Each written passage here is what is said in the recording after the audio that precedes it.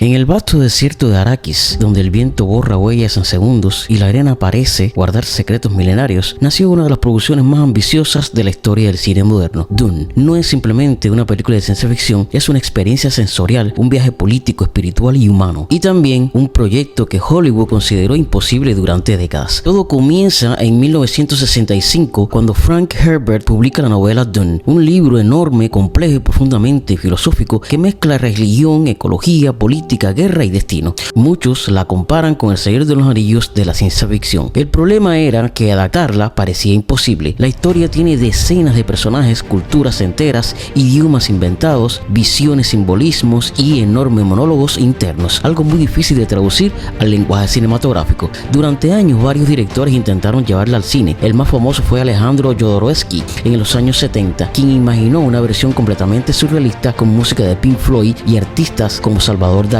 El proyecto nunca se concretó, pero terminó influyendo visualmente a películas como Alien, Blade Runner y hasta Star Wars. Después llegó la adaptación de David Lynch en 1984. Con el tiempo ganó seguidores de culto, pero en su estreno fue considerada un fracaso. Y así durante décadas Dune volvió a ser vista como una obra imposible, hasta que apareció Denis Villeneuve.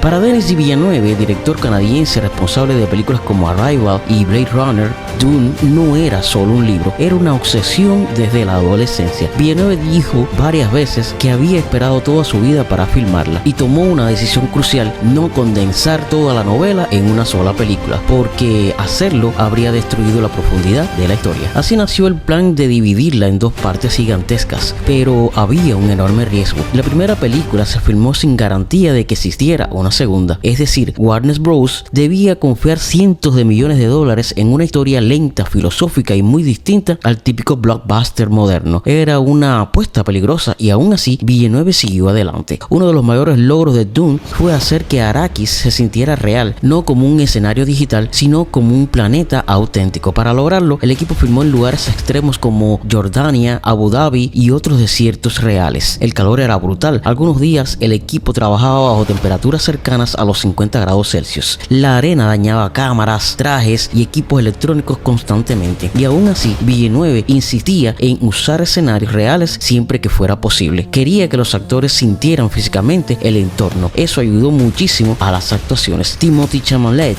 quien interpreta a Paul Atreides, contó de que muchas escenas se grabaron bajo agotamiento real por el calor y el peso de los trajes. Rebecca Ferguson, Zendaya y Javier Bardem también hablaron de lo duro que era filmar entre tormentas de arenas reales, pero esa incomodidad terminó convirtiéndose en autenticidad visual. Cada plano transmite inmensidad, silencio, peligro. Uno de los detalles más impresionantes de la producción fueron los Stud Suits, los trajes famosos que reciclan la humedad del cuerpo para sobrevivir en el desierto. En la novela son fundamentales y Villeneuve quería que parecieran funcionales de verdad. El departamento de vestuario creó diseños extremadamente complejos llenos de tubos, filtros y capas internas. Los actores necesitaban ayuda para colocárselos. Algunos tardaban más de una hora en vestirse completamente. Además, el equipo buscó que cada civilización tuviera una identidad visual única. Los Atreides tenían un diseño sobrio y elegante. Los Harkonnen son oscuros, industriales y aterradores. Y los Fremen transmiten adaptación absoluta al desierto. Nada luce genérico, todo parece pertenecer a culturas reales. Hablar de Dune es hablar de los gigantescos gusanos de arena, y curiosamente, uno de los mayores desafíos fue decidir cómo debían sonar. El director quería evitar rugidos típicos de monstruos de Hollywood, así que diseñó el sonido, mezcló arena moviéndose, maquinaria pesada, animales reales y frecuencias extremadamente bajas para crear algo casi mítico. Cada aparición debía sentirse como una fuerza de la naturaleza, no como una criatura cualquiera. Visualmente los gusanos fueron creados con una mezcla de efectos prácticos y CGI avanzados, pero Villeneuve evitó abusar de pantallas verdes. Muchas escenas se construyeron físicamente en el set para que los actores reaccionaran a algo tangible. Esa decisión ayudó muchísimo a la inmersión. Y luego está la música. Hans Zimmer rechazó trabajar en otra película enorme, incluyendo un proyecto de Christopher Nolan, solo para componer Dune, porque era fanático de la novela desde niño. Zimmer quería crear algo que sonara alienígena, no una banda sonora tradicional de orquesta. Por eso utilizó instrumentos modificados, voces distorsionadas, cantos tribales y sonidos experimentales. Gran parte de la música fue grabada durante la pandemia, con músicos trabajando desde distintas partes del mundo. El resultado fue una banda sonora casi espiritual, una mezcla entre ritual antiguo y ciencia ficción futurista. La música no acompaña las escenas, las invade, las transforma y se convirtió en uno de los elementos más reconocidos reconocibles de ambas películas. Adaptar Dune implicaba resolver un problema enorme: cómo explicar un universo tan complejo sin abrumar al espectador. En la novela, gran parte de la historia ocurre dentro de la mente de los personajes. Villeneuve eliminó muchísimo diálogo explicativo y apostó por narrar visualmente miradas, silencios, sueños, símbolos, detalles del entorno. Eso hizo que Dune se sintiera diferente al cine comercial tradicional, más contemplativa, más lenta, más inmersiva, pero también obligó al público a prestar atención constante, y precisamente ahí estuvo parte de su éxito. La película trató a la audiencia con inteligencia. El casting fue otro de los mayores aciertos. Timothée Chalamet aportó vulnerabilidad y presencia silenciosa como Paul Atreides. Rebecca Ferguson sorprendió con una actuación emocional y poderosa. Oscar Isaac le dio nobleza y humanidad al Duque Leto. Zendaya, aunque aparece poco en la primera parte, se convirtió en el rostro simbólico de la saga. Y luego está Austin Butler en parte 2. Su transformación física y vocal impresionó incluso al propio elenco. Villeneuve quería que el personaje resultara perturbador desde el primer instante. Para lograrlo, Butler modificó su voz, sus movimientos y hasta su respiración. Muchos miembros del equipo dijeron que el ambiente cambiaba cuando entraba al set. También destacó Stellan Skarsgård como el barón Harkonnen, pasando horas diarias en maquillaje y prótesis. El resultado fue uno de los villanos visualmente más impactantes del cine reciente.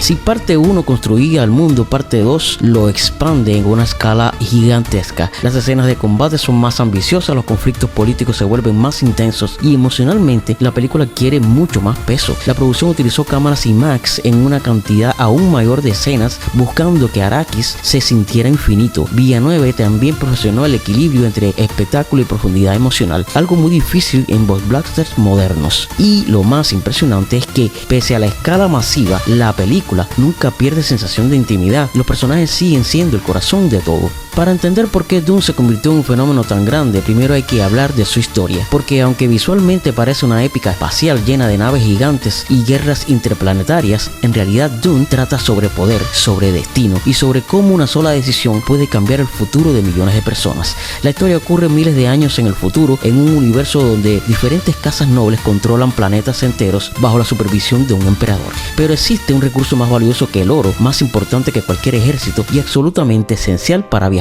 por el espacio: la especia, una sustancia misteriosa que solo existe en un planeta, Arrakis, un mundo desértico, hostil y extremadamente peligroso. Quien controle Arrakis controla el universo. La primera película sigue a Paul Atreides, un joven perteneciente a una familia noble, respetada y poderosa. Su padre recibe la orden de trasladarse a Arrakis para administrar la producción de especies, reemplazando a otra familia mucho más brutal y temida. Pero desde el principio queda claro que la situación es una trampa política. Mientras Paul intenta comprender el nuevo mundo que lo rodea, comienza a experimentar sueños y visiones extrañas relacionadas con el desierto, con una cultura ancestral llamada Fremen y con un destino que parece perseguirlo constantemente. La película mezcla intriga política, supervivencia y misticismo, mientras el protagonista descubre que Arrakis no es simplemente un planeta, es un lugar capaz de transformar completamente a quienes lo pisan. Y cuanto más se adentra en ese mundo, más se empieza a cuestionar quién es realmente y cuál podría ser su papel en algo mucho más grande que él. La primera parte funciona como una construcción gigantesca de universos,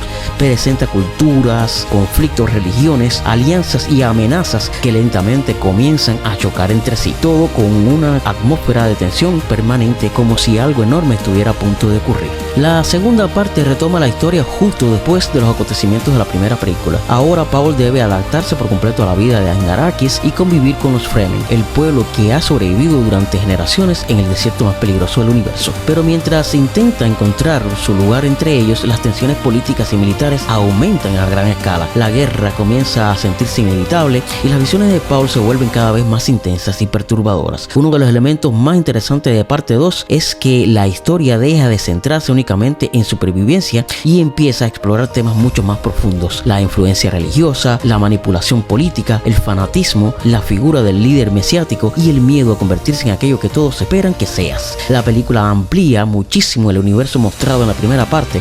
Hay más batallas, más estrategia, más desarrollo emocional y una sensación constante de que cada decisión puede alterar el equilibrio de todo el universo. Pero incluso con toda esa escala gigantesca, la historia sigue siendo muy humana, porque en el fondo Dune no trata solo de guerras espaciales, trata sobre personas enfrentándose al peso de un destino imposible y sobre cómo el poder puede convertirse tanto en salvación como en condena.